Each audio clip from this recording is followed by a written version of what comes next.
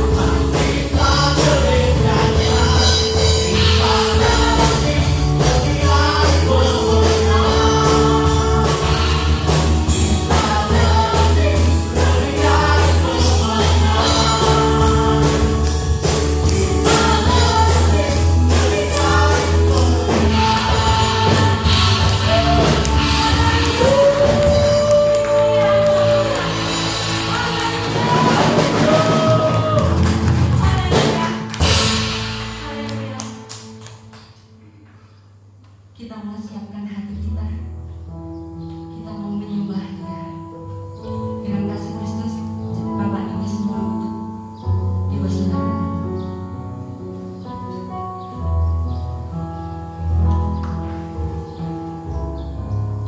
Haleluya Yesus. Engkau Allah yang sangat baik. Engkau Allah yang sungguh sangat baik Tuhan.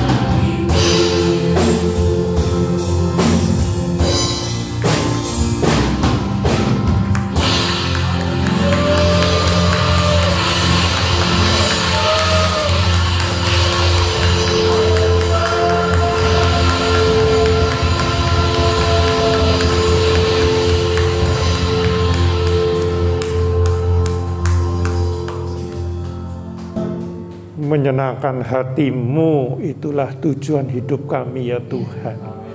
Engkau mengerti isi hati kami masing-masing.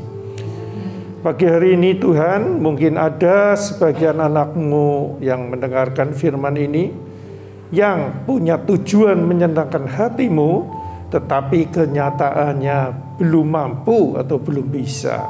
Untuk itu pagi hari ini mohon Roh Kudus, celikan mata rohani kami, khususnya yang belum sampai mengerti dan bisa mempraktekkan apa yang dimaksud menyenangkan Engkau ya Tuhan.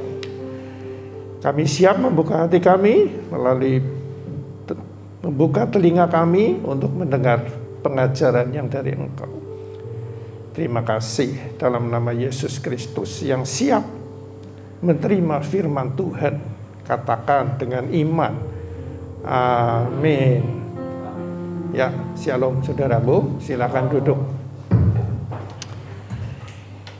Dari pujian tadi ya saudaraku, jelas sekali disebutkan merenungkan firman Tuhan siang dan malam dan menyenangkan hati Tuhan. Itulah salah satu tujuan utama ya. Tujuan utama kita bukan salah satu, satu-satunya sebetulnya sebagai anak Tuhan adalah menyenangkan hati Tuhan.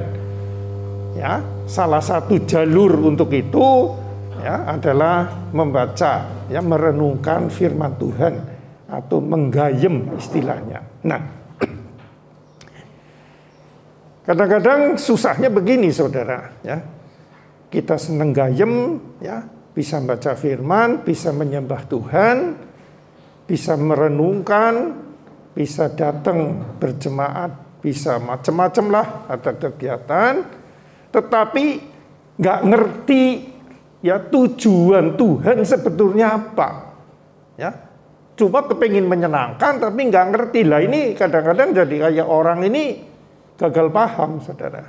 Ya, seumur hidup nggak bisa menyenangkan Tuhan karena nggak mengerti tujuan yang dimaksud menyenangkan Tuhan itu apa bagi Tuhan loh ya, bukan karpe sendiri. Nah pagi hari ini kita akan belajar saudara ya, jadi sebelum melangkah ingin menyenangkan ya, merealisasi menyenangkan Tuhan, kita harus tahu dulu saudara ya, apa yang Tuhan ya, kehendaki ya, bagi jemaatnya ya. Dengan dia rela mati di kayu salib ya, 2000 tahun yang lalu, tujuannya sebetulnya apa ya. Nah ini kalau belum ngerti tujuannya, bagaimana mungkin bisa menyenangkan dia? Kan tidak mungkin ya, karena dia adalah satu pribadi, bukan hukum saudara. Kalau hukum yang namanya taat hukum ya yang tepat seperti yang ditulis, tetapi karena ini Yesus adalah satu pribadi, maka kita benar-benar penting untuk mengerti ya sebetulnya tujuannya apa ya Yesus turun ke dunia ya. Nah kita buka sekarang ya, jadi dasar inilah ya, kalau kita bisa ngerti ya, menjadi tidak salah kaprah atau tidak gagal paham menjadi orang Kristen ya. Sangat disayangkan saudara, kita sering bersungguh-sungguh, nyatanya salah sasaran ya. Salah dengan apa yang Tuhan kehendaki. Nah kita baca sekarang di Yohanes 20 ayat 30 sampai ayat 31 ya. Ini pernah menjadi topik kemarin di Zoom, cool. Ya pagi hari ini akan saya terangkan lebih jelas. Ya ketemu, ini baca ini. Yuk berdua, tiga.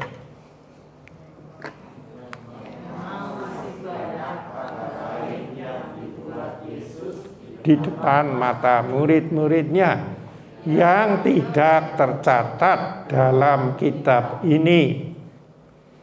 Tetapi semua yang tercantum di sini telah dicatat supaya kamu percaya bahwa Yesuslah Mesias, Anak Allah, dan supaya kamu oleh imanmu memperoleh hidup dalam namanya. Ya, jadi dengan jelas disebutkan banyak sekali mukjizat Tuhan yang dilakukan di hadapan para muridnya itu tidak tercatat di Injil, khususnya Injil Yohanes. Di tempat lain juga hanya tertentu saja. Jadi kalau kita baca itu, sebetulnya masih banyak mukjizat-mukjizat yang Tuhan lakukan saat Tuhan hidup di dunia ini. Ya, dengan kata lain tadi sih, ya, semua tidak tercatat lah pokoknya, banyak sekali. Nah, selanjutnya disebutkan memang ini ya kalian, memang masih banyak tanda lain atau mukjizat lain yang dibuat Yesus di depan mata murid-muridnya, ya, banyak ini, ya, yang tidak tercatat dalam kitab ini. Ya, jelas sekali Tuhan ini banyak melakukan mukjizat. Nah, terus, ya, tetapi, nah ini tetapi, ya, semua yang tercantum di sini telah dicatat supaya kamu percaya. Ya, jadi sebetulnya yang namanya mukjizat-mukjizat itu yang banyak sekali dan yang hanya dicantumkan sebagian di Injil Yohanes ini, ya, supaya kamu percaya, ya, bahwa Yesuslah Mesias, Anak Allah. Ya, ini yang pertama ini. Jadi kita ngalami, ya zaman dulu mereka ngalami secara pribadi kedahsyatan kuasa Tuhan. Mukjizat-mukjizatnya dahsyat sekali. Kita pun sekarang sama, saudara. Sama sebagai sakit penyakit, ya, bisa melalui perusahaan yang mau bangkrut, atau melalui keluarga yang tercerai-berai berantakan, dan macam-macam. Ya. Nah, kebanyakan kita setelah mengalami mukjizat-mukjizat itu seperti para murid, kita terfokusnya kepada mukjizatnya terus, saudara. Ya, amin, saya sudah ketemu Tuhan, nikmati mukjizat Tuhan. Yang harusnya saya mati tidak jadi mati. Yang harusnya saya ini tidak jadi, itu semua Tuhan luar biasa. Rasanya sudah dekat dengan Tuhan. Ya, inilah kesalahan kita pada umumnya seperti zaman Yohanes ini. Jadi terfokuskan kepada hasil mukjizatnya. Ingat ya, mukjizatnya itu bukan hubungan pribadi loh saudara. Ya, hanya dia memberikan kepada kita, kita terima mukjizat itu. Kita dilepaskan dari masalah hidup kita. Ya, yang khususnya 3 itu. Keluarga, sakit penyakit, dan masalah bisnis. Umumnya intinya itu. Ya, atau tentang ego dan sebagainya. Nah, padahal yang namanya Injil ditulis tujuannya bukan kita terpancang kepada mukjizatnya, saudara. Tetapi supaya kamu atau kita sekarang ini percaya bahwa Yesuslah Mesias, ya, atau Kristus di sini. Ya, bahwa Yesus adalah Mesias, Kristus yang diurapi oleh Bapa untuk menunaikan tugas. Nah, pengurapannya apa ini? Ya, pengurapannya Yesus ini adalah zaman itu yang namanya diurapi ada 3, saudara. Ya, sebagai nabi diurapi, sebagai imam juga harus diurapi, dan sebagai raja itu diurapi. Ya, jadi Mesias Yesus ini ya turun ke dunia mempunyai 3 fungsi lah, cara kalau alat ya fungsi. Ya. 1 sebagai penyambung lidah, ya, perintah atau penyambung lidah dari Bapa. Kedua sebagai penghubung antara jemaat dan kepada Bapa. Ya, tadi dari Bapa ke jemaat itu nabi, dari jemaat ke Bapa, ya, permohonan itu sebagai imam, dan yang ketiga sebagai raja alias berkuasa atas langit dan bumi dan seisinya. Iblis semua sudah dikalahkan. Nah, harus percaya ini. Lah bisa melakukan ini yang selanjutnya ya, itu kita dapatkan Mesias ini lewat kematiannya di kayu salib. Kita masuk di sini. Jadi kita ini sebetulnya adanya Roh Kudus di dalam kita, di mana kebangkitan Yesus masuk ke dalam kita. Kita ini sudah lengkap, saudara, ya. Ada sesuatu kerinduan kita bisa mengungkapkan ya bersama Roh Kudus, memuji Tuhan Bapa kita di surga. Atau ada sesuatu hal yang membingungkan, kita juga punya akses untuk terima apa yang Tuhan Bapa kita mau ngomong kepada kita. Ya. Dan sebagai raja, kita ini sebagai sesuatu yang berkemenangan terus, berkuasa. Bukan kita yang berkuasa ya, maksudnya ada Roh Tuhan yang ada di dalam kita yang berkemenangan terhadap segala situasi. Ya. Ini yang Tuhan kehendaki, saudara. Bukan terlalu mukjizat-mukjizatnya terus. Ya, itulah saudara yang kadang-kadang dikiranya dengan begitu sudah dekat Tuhan, padahal ini harus sadar ini saudara, Mesias. Ya. Nah, untuk mengakui Yesus sebagai Mesias, anak Allah yang hidup, ya, ini bukan usaha manusia. Ya. Jadi kalau saudara yang belum sampai mengakui ini, belum menyadari ini, hanya cuma di mulut, berdoalah, ya, minta supaya Tuhan celikan. Coba sekarang kita buka Matius 16, ya, ayat 13. Ya. Matius 16 ayat 13 mulai. Ya, dimulai. 2, 3. Setelah Yesus tiba di daerah Kaisaria Filipi, ia bertanya kepada murid-muridnya, kata orang, siapakah anak manusia itu? Jawab mereka, ada yang mengatakan Yohanes Pembaptis, ada juga yang mengatakan Elia, dan ada pula yang mengatakan Yeremia atau salah seorang dari para nabi. 15. Lalu Yesus bertanya kepada mereka, tetapi apa katamu, siapakah aku ini? Nah, ini bertanya, ke kita pun bertanya ini. Kalau salah jawab, gagal kita. Ya, teruskan 2, 3. Maka jawab Simon Petrus, engkau adalah Mesias, anak Allah yang hidup. Terus kata Yesus kepadanya, berbahagialah engkau Simon bin Yunus, sebab bukan manusia yang mengatakan itu kepadamu, melainkan Bapakku yang di surga. Ya, luar biasa sekali saudaraku ya, kalau kita menyadari firman ini. Semua masalah di dunia dan semua harta dunia tidak ada artinya, saudara. Bukan berarti nggak perlu loh, ya. Tapi dengan ini kita telah menemukan sumber kehidupan yang sejati, saudaraku. Ya. Dan disitulah yang tadi itu sang Mesias itu adalah ada masalah, kita bisa berdoa, mohon pencerahan, ya. Karena diurapi kan 3 itu. Sebagai nabi, kalau perlu petunjuk Tuhan, minta Roh Kudus memberi petunjuk, ya, kita bisa dapat.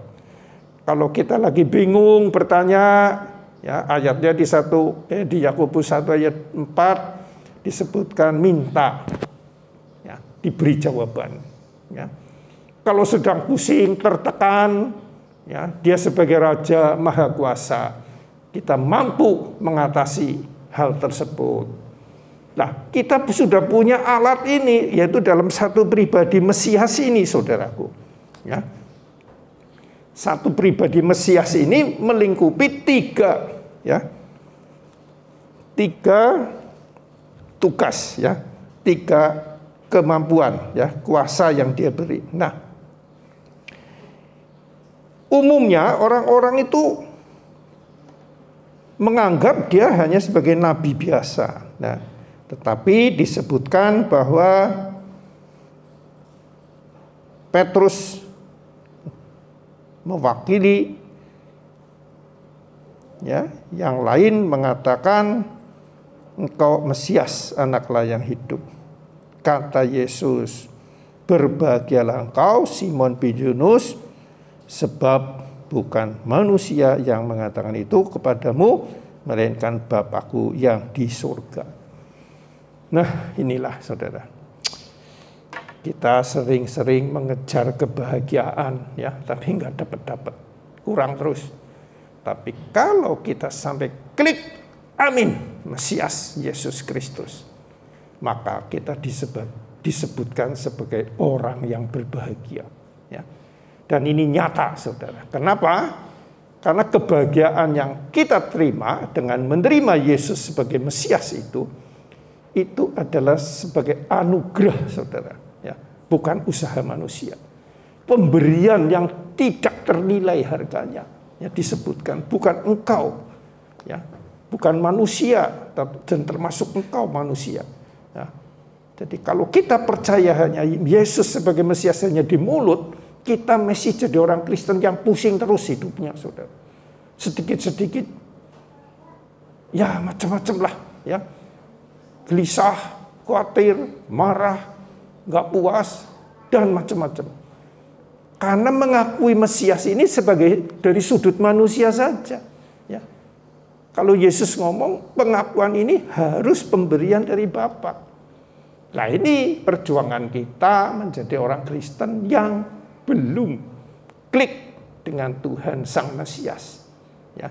Berjuang dalam arti ini terus-menerus merindukan Tuhan, ya, berserah, coba Tuhan singkapkanlah supaya aku benar-benar mengakui Engkau sebagai Kristus, Sang Mesias itu, ya. Sampai hari ini saya hanya mengakui Engkau sebagai Sang Pembuat mukjizat. Berapa kali saya diselesaikan keuangan saya, ya terima kasih. Penyakit saya, ya terima kasih. Sekarang tapi aku ngerti bahwa bukan itu tujuanmu engkau turun ke dunia, ya. Tujuanmu ke dunia adalah untuk selanjutnya, ya, mengakui engkau sebagai Mesias, ya. Bukan sekedar hanya pembuat mukjizat. Ya, sekali lagi, percaya kita bukan hanya sampai pembuat mukjizat, ya. Karena saya berapa kali memberitakan Injil kasih karunia. Nah, Injil kasih karunia ini diberitakan kepada orang yang sudah percaya katanya, ya. Ngomongnya percaya, sudah bergereja lah paling enggak. Tetapi mereka itu menyangkalnya, saya juga sudah terima Tuhan. Saya dulu mau mati nggak jadi, ya, Tuhan sembuhkan. Aku bersyukur, berterima kasih sampai hari ini, ya. Anak saya mau ini mau itu nggak jadi. Banyak kesaksian, ya. Selalu arahnya ke mukjizat. Ya. Nah, padahal Yesus maksudnya bukan itu. Ya, walaupun bisa, banyak sekali Tuhan bisa melakukan mukjizat. Tetapi tujuannya adalah supaya klik bahwa Kristus Yesus, ya, Sang Pembikin mukjizat itu, tujuannya adalah Dia ada di dalam kita, masuk, ya, setelah kebangkitannya. Maka kita punya yaitu tiga jalur, saudara, ya. Lagi bingung, dengan mantap bertanya dengan hati kita, ya, untuk minta jawaban Tuhan, ya. Dan lagi rindu apa? Ungkapkanlah. Dan itu ada semua di imam, nabi, dan raja, ya. Jadi kadang-kadang mendengar setiap hari berdoa, malam-malam sampai pagi, subuh, bertahun-tahun berdoa. Ya nggak salah berdoa. Tapi rasanya nggak bisa menikmati kehidupan ini. Ada masalah, puyeng lagi, bundet lagi. Ya, itu tidak lengkap, saudara. Ya, jadi hanya mengakui Mesias sebagai imam. Ya, bersama dalam nama Yesus aku berdoa. Ya, tidak komplit, harusnya mengakui dia juga sebagai raja. Raja itu berkuasa, ya, mengendalikan, ya, bukan dikendalikan situasi, mengendalikan di atas situasi itu. Ya. Nah, tujuan Tuhan seperti itu. Ya. Jadi pagi hari ini kita buka hati lah ya. Jangan ngeyel, jangan ngotot, jangan menyangkal, ya.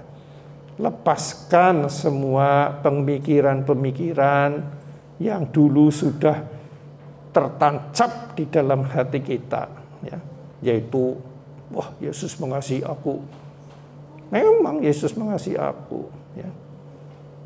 Karena dia menyembuhkan aku, melepaskan aku dari kebangkrutan. Oh betul, tidak salah. Tapi tujuan akhirnya bukan itu. Ya. Tujuan akhirnya adalah dia sebagai Sang Mesias. Ya.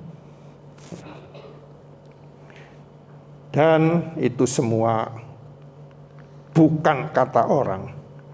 Jadi sekali lagi ya, saya ulangi lagi. Saudara boleh baca, boleh dengar, diajar ribuan kali. Tapi kalau belum klik bahwa dia Mesias dan itu melalui roh di sini. Klik, amin. Dia di dalam aku di dalam dia. Dia Mesias. Allah yang hidup ada di dalam aku. Nah, kalau belum klik secara pribadi tidak bisa, hanya di otak. Ya. Ada masalah ya jatuh lagi pasti. Ya, yang muncul sadar diri lagi. Tapi kalau sudah amin dia Mesias, waktu ada masalah yang muncul itu sadar dia lagi. Bukan sadar diri, sadar Tuhan. Amin. Sang Raja segala raja ada di dalam hatiku. Ya. Aku percaya, kan aku percaya Mesias ada di dalam aku. Ya. Nah, hanya sekarang aku bingung. Nah, silakan bertanya. Tapi percayalah, Sang Raja Yesus Kristus yang mengendalikan segala situasi sudah ada di dalam aku.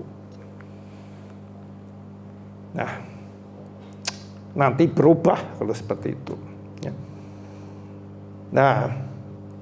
Nah ini ya. Ayat 18. Dan aku pun berkata kepadamu, engkau adalah Petrus, dan di atas batu karang ini aku akan mendirikan jemaatku, dan alam maut tidak akan menguasainya. Ya. Batu karang ini batu karang apa? Itu perkataannya itu tadi, engkaulah Mesias, anak Allah yang hidup. Dasar itulah gereja Tuhan berdiri sampai hari ini. Ya, bukan Petrusnya sebagai pribadinya dia, sebagai soko guru sebagai pendiri gereja, bukan. Fondasi gereja adalah perkataan Petrus bahwa Yesus adalah Mesias, anak Allah yang hidup. Kita pun sama sekarang, ya. Percayakah dan benar-benar amin. Dan ini semua dari Roh Kudus ya, disebutkan tadi. Ya. Nggak bisa tiru-tiru ini saudara. Ya. Hanya bisa mulai nanti setelah dengar pengajaran ini, saudara merenung, menghayati, digayem lagi, diulang lagi. Entah kapan saya juga nggak tahu. Pasti suatu saat akan klik. Kliknya kapan saya nggak tahu. Tapi salah satu cara yaitu direnungkan lagi, dihayati firman-firman ini. Dan disebutkan alam maut tidak menguasainya. Kenyataannya sekarang apa? Banyak kan anak Tuhan dikuasai alam maut. Alam maut apa? Yaitu kepusingan, kebundetan, benci, dendam, macam-macam sekali. Ya. Padahal harusnya hidup berkemenangan terus, saudara.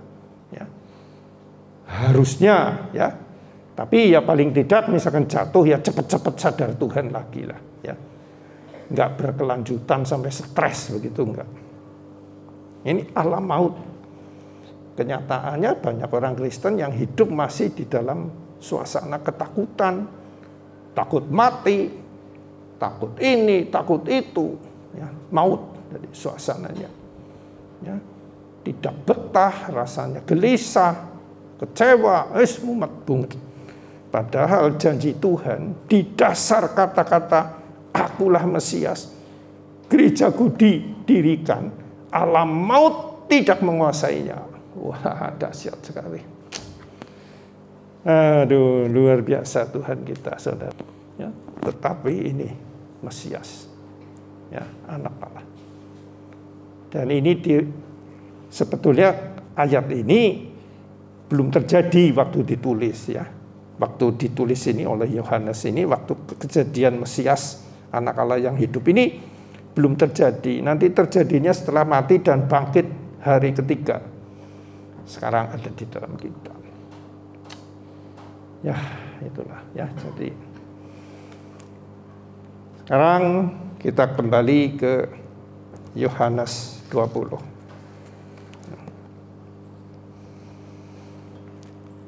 Ya. Ayat 31. Di sini telah dicatat supaya kamu percaya bahwa Yesuslah Mesias, anak Allah. Dan ya, jadi yang pertama harus Mesias, anak Allah. Ini tiga fungsi ya, nabi, imam, nabi dan raja. Dan supaya kamu oleh imanmu memperoleh hidup dalam namanya. Ya. Dan ya, yang kedua, oleh imanmu atau keyakinanmu atau percayamu, kamu hidup, memperoleh hidup, memperoleh hayat ilahi masuk ke dalam kita, Sang Mesias itu dalam namanya. Dalam namanya itu ada suatu persekutuan di dalam sini. Ya. Nah, selanjutnya kita hidup selalu bersandar kepada Sang Mesias. Hidup kita selalu beriman, bersandar, sadar Tuhan yang ada di dalam hati kita. Ya. Sebetulnya Tuhan, kekristenan kita hanya itu, saudara. Dan otomatis nanti kita bertemu Tuhan, ya Tuhan ada di surga, ya kita di sana juga. Ya. Jadi sebetulnya gampang, cuma susahnya ini nggak bisa hanya amin di mulut sih ya. Ini harus dengan hati terbuka terima pengajaran, selanjutnya digayem, saudara, dinikmati ya.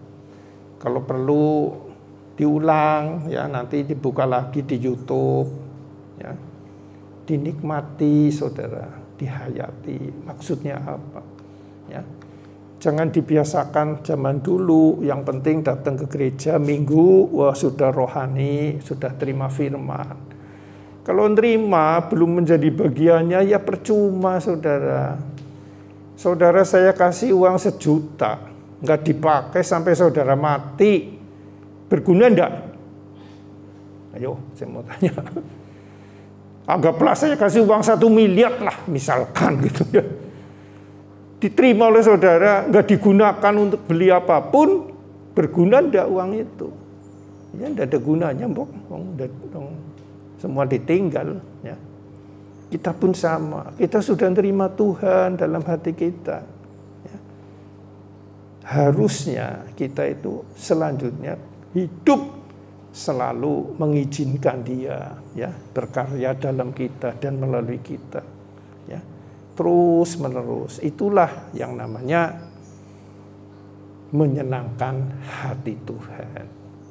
Ya. Jadi jangan hanya terima kasihnya, tetapi benar-benar ya mengizinkan ya. Dan ada satu persekutuan dengan Dia. Itulah Sebetulnya hanya itu aja, saudara, nggak sulit hendaknya. Jadi bukan jumlahnya baca yang banyak menjadi rohani, bukan. Bukan banyaknya menyembah Tuhan jadi lebih rohani, menyenangkan Tuhan, bukan. Ya, itu semua hasilnya, itu semua harusnya dasarnya ini dulu. Ya, nanti setelah dasarnya klik ini, selanjutnya kita rindu. Ya, ingin bersekutu dengan Tuhan, menyembahlah. Nah, ada suatu keinginan untuk mengerti kehendak Tuhan lewat firman-Nya, baca firman, ya, dan seterusnya, ya, dan seterusnya. Jadi bukan menyembah Tuhan untuk menyenangkan Tuhan. Ya. Yang namanya menyenangkan ini dalam kasih karunia sekarang adalah ini. Kalau zaman dulu perjanjian lama bener, saudara, rame-rame ke Gunung Sion, ya, ada hari-hari penanggalan tertentu, hari raya apa, ayo sambil menabuh itu, musik-musik menyenangkan, haleluya. Zaman itu bener, saudara, nggak salah. Ya. Kasih karunia ini beda, terima dulu korban penebusan Kristus di kayu salib sebagai Mesias itu, ya. Yang telah dinubuatkan ribuan tahun sebelum Yesus lahir akan datangnya Mesias, juru selamat dunia, ya, yang akan melepaskan manusia dari belenggu kuasa dosa Adam. Ya, sudah ribuan tahun. Nah, ayatnya di mana? Ya, di beberapa tempat banyak sekali. Ya, munculnya adalah Yesus Kristus. Itulah yang menyenangkan, saudara. Ya. Sekali lagi saya bukan anti nyembah, anti baca, anti datang ke gereja, bukan itu. Harusnya itu semua adalah hubungan dulu, klik dulu. Amin. Ya, ya begitu. Sekarang buka, ya, saudara. Sekarang pikiran-pikiran yang lama, ya, yang fokusnya ke sukses-sukses dunia, sukses-sukses materi maupun ya begitulah yang macam-macam, harus dilepaskan, lepas. Ya. Kesuksesan dalam kekristenan ya, berbeda, saudara, dengan kekristenan duniawi. Ya. Kalau keduniawian yang namanya sukses adalah seberapa banyak materi yang saya kumpulkan atau seberapa tinggi karya saya di dalam dunia ini.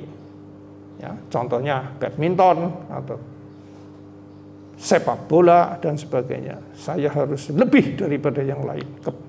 Kemampuan saya, itu namanya sukses. Tetapi kekristenan suksesnya itu beda sekali. Ya, bukan apa yang saya miliki, tetapi siapa yang saya miliki. Nah, ini kalau saya memiliki Mesias, anak Allah yang hidup, itulah di hadapan Tuhan saya ini orang sukses. Oh, hebat sekali ya. Bukan apa yang aku miliki, tetapi siapa yang saya miliki.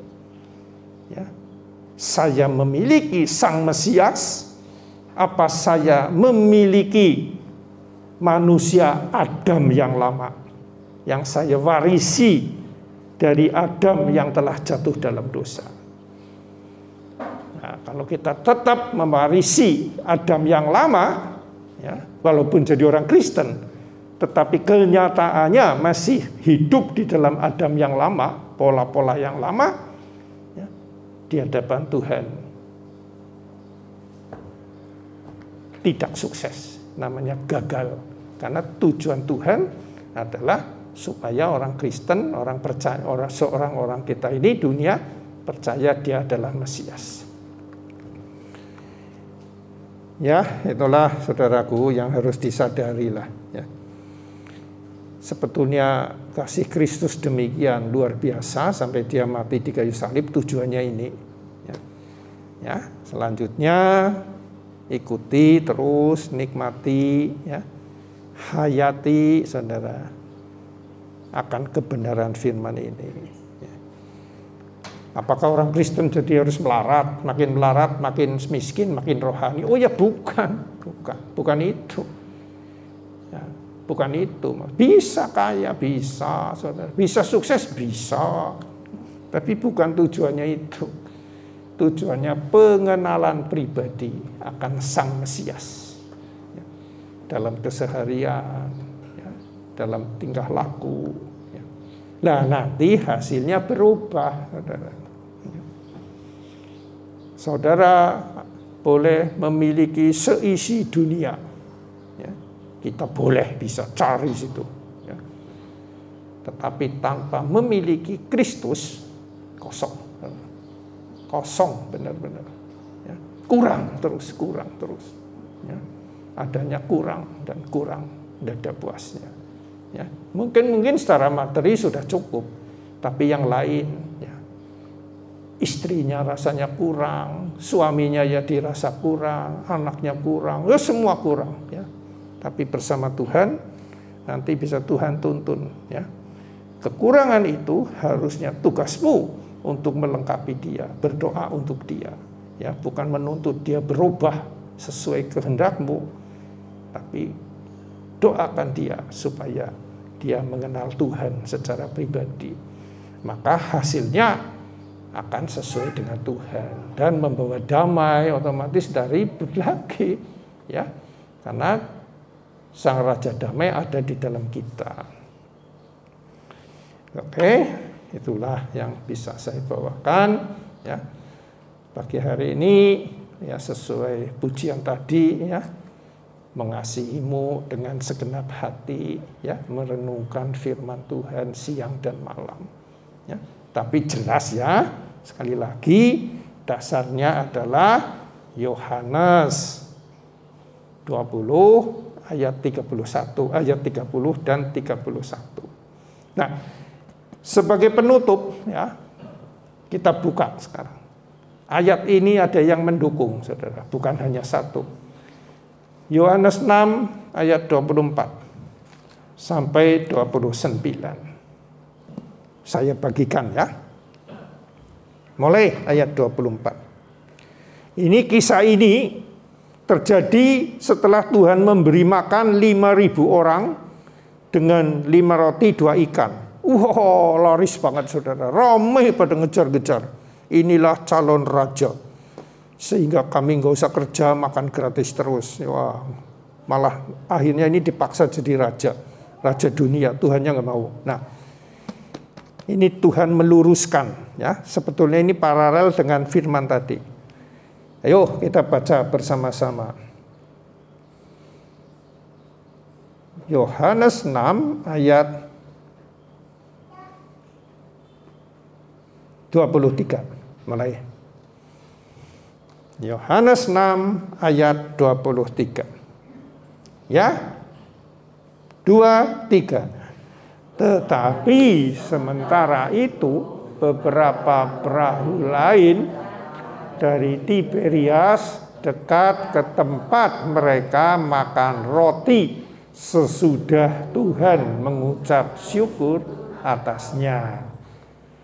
Ketika orang banyak melihat bahwa Yesus tidak ada di situ dan murid-muridnya juga tidak, mereka naik ke perahu-perahu itu lalu berangkat ke Kapernaum untuk mencari Yesus. Ya, jelas ini tadi orang banyak mencari Yesus, ya, betul? Apa Yesus senang? Nah, ayo, ini jelas, ya. Nah, sekarang 25. Ketika orang banyak menemukan Yesus di seberang laut itu, mereka berkata kepadanya, Rabi, bila mana engkau tiba di sini? Yesus menjawab mereka, aku berkata kepadamu, sesungguhnya kamu mencari aku bukan karena kamu telah melihat tanda-tanda, melainkan karena kamu telah makan roti itu dan kamu kenyang. Ini jadi orang ngubur-ngubur Yesus karena sudah diberkati. Ya, ingat berkatnya terus. Ya. Sekarang diberkati makanan gratis, yang mudah-mudahan di tempat lain diberkati apa? Terus berkat terus. Ya, ini. Nggak salah Tuhan memberkati, tapi fokusnya ini kepada berkat-berkatnya ini. Tidak melihat tanda-tanda ini, tanda-tanda apa? Tentang rohani. Ya. Sebetulnya Tuhan melakukan banyak mukjizat duniawi, menunjukkan aku yang maha kuasa. Ya. Mesias ini loh. Ya. Tapi kamu ngejar-ngejarnya mukjizatku terus. Padahal tujuanku melakukan mukjizat supaya kamu sadar, aku ini anak Allah yang hidup, Mesias, maha kuasa. Ya. Salah paham di sini. Ya. Nah, terus ngerti ini makan roti dan kenyang, jadi seneng. Nah ini 2, 3, bekerjalah bukan untuk makanan yang akan dapat binasa, melainkan untuk makanan yang bertahan sampai kepada hidup yang kekal, yang akan diberikan anak manusia kepadamu, sebab dialah yang disahkan oleh Bapa Allah dengan meterainya. Nah, ini jangan ditutup, ini saya terangkan. Ini kata-kata ini, bekerjalah ini gampangnya ya berusahalah sungguh-sungguh gitu loh. Ya. Bukan untuk makanan yang akan dapat binasa. Ya, ini semua barang dunia itu fana, saudara. Amin. Termasuk makanan, apapun lah, kemewahan dunia, harta dunia, semua fana, ya, tidak ada kekal.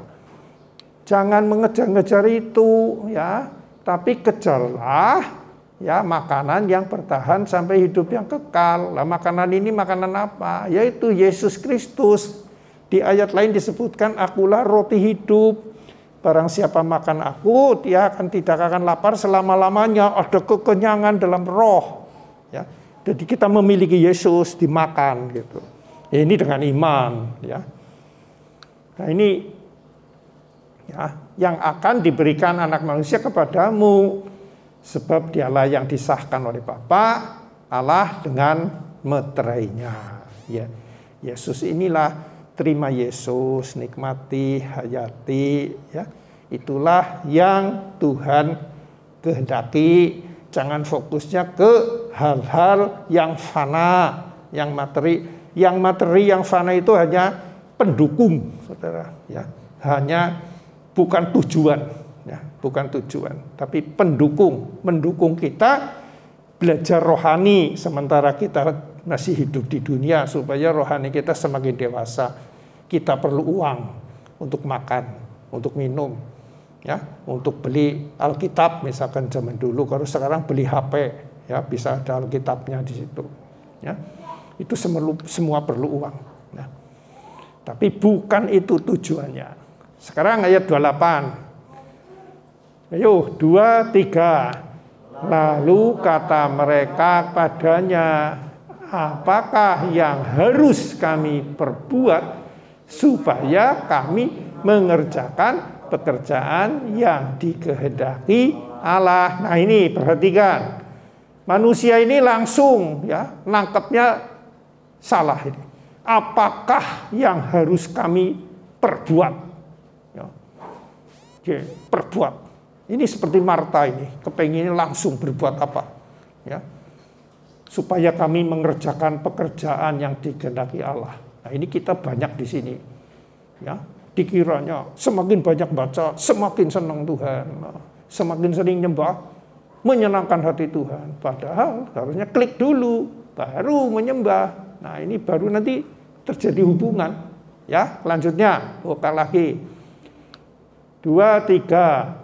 Jawab Yesus kepada mereka, inilah pekerjaan yang dikehendaki Allah, yaitu hendaklah kamu percaya kepada Dia yang telah diutus Allah. Jadi pekerjaan ini bukan langkah apa, tapi langkah percaya ini yang penting, saudara. Ya. Setelah itu baru ada pekerjaan-pekerjaan lain. Ya, mungkin Tuhan setelah klik kita dengan Tuhan, Tuhan tugaskan kita bersaksi, ya, atau diberi kemampuan untuk musik, untuk ini, untuk itu, ya, atau diberi karunia nabi dan seterusnya. Kita melangkah, ya. Melangkah, tapi dasarnya adalah sudah percaya dulu, klik ya, kepada Tuhan yang telah diutus Allah.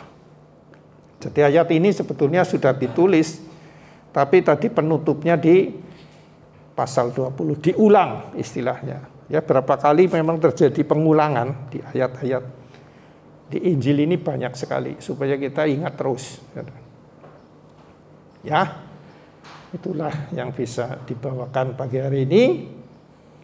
Sekali lagi diterima dengan hati terbuka. Ya. Jangan ngeyel, jangan disangkal. Terimalah dengan lemah lembut. Ya, memang ini enggak sesuai dengan angan-angan kita, saudara. Manusia lama kita. Kalau manusia lama kita ini pemikirannya ya sukses ya duniawi, semakin sukses semakin kaya. Ya. Semakin senang, aduh, bukannya nggak boleh kaya ya, sekali lagi boleh, tapi masuk ke situ nanti saudara akan pusing.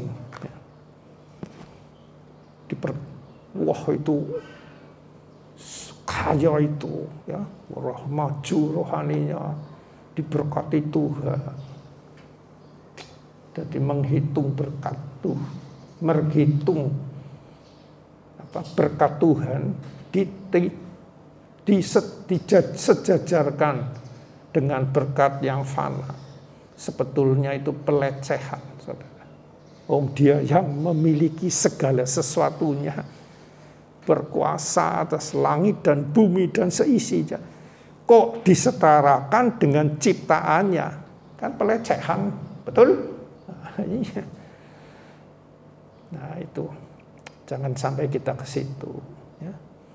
Tuhan tidak suka, jadi menyenangkan Tuhan ya ini harus diluruskan hati kita, ya. Sehingga kita klik benar-benar dengan Tuhan. Ya. Oke, kita tutup Alkitab kita ya, kita berdoa. Kembali kami mengucap syukur untuk pagi siang hari ini ya Tuhan, Engkau sampaikan isi hatimu. Meluruskan kami ya Tuhan, yang sementara ini ada yang belum menyadari bahwa mereka menganggap Engkau setara dengan hal ciptaanmu, yaitu hal materi. Pagi hari ini kami disingkapkan, percaya Engkau anak Allah yang hidup, Sang Mesias itu. Engkau sekarang ada di dalam hati kami dan kami di dalam Engkau. Itulah harta yang paling dahsyat, paling luar biasa yang bisa kami terima. Itu semua karena karya-Mu di kayu salib ya Tuhan, dan kebangkitan-Mu. Kami bersyukur, berterima kasih untuk itu semua, dan kami mohon Engkau terus berbicara kepada kami semua istimewa, juga kepada mereka yang belum klik dengan Engkau, maupun bagi yang sudah klik, semakin hari semakin klik, semakin intim dengan Engkau ya Tuhan. Itulah yang Kau kehendaki kami lakukan. Dan kalau bila kami mampu itu, Kamu disenangkan oleh kami. Itulah doa kami ya Tuhan. Dan sekali lagi, singkapkanlah kepada kami semua. Dan juga buka hati untuk terima Engkau. Terima kasih Tuhan Yesus, terima kasih. Ucapan firman-Mu akan berlalu dari mulut bibir hamba-Mu, tetapi kami percaya firman yang telah Engkau sampaikan melalui mulut bibir hamba-Mu tidak akan kembali sia-sia. Pasti akan melakukan apa yang Kau perintahkan kepada firman itu. Itulah kedahsyatan-Mu ya Tuhan dan firman-Mu. Terima kasih Bapa, terima kasih. Dan sebentar kami akan menutup persekutuan pada pagi hari ini kami akan pulang ke rumah masing-masing. Saudaraku yang terkasih dalam Tuhan Yesus Kristus, yang telah menerima kasih yang melimpah dari Allah Bapa, kasih karunia Yesus Kristus yang dinyatakan oleh kematiannya di kayu salib, dan penyertaan Roh Kudus melalui kebangkitan Yesus dan penyertaannya ke dalam hati kami yang percaya. Untuk itulah kami mengucap syukur dan sungguh-sungguh berterima kasih. Dan yang benar-benar percaya telah menerima dan menikmati kasih tersebut dengan iman, katakan amin.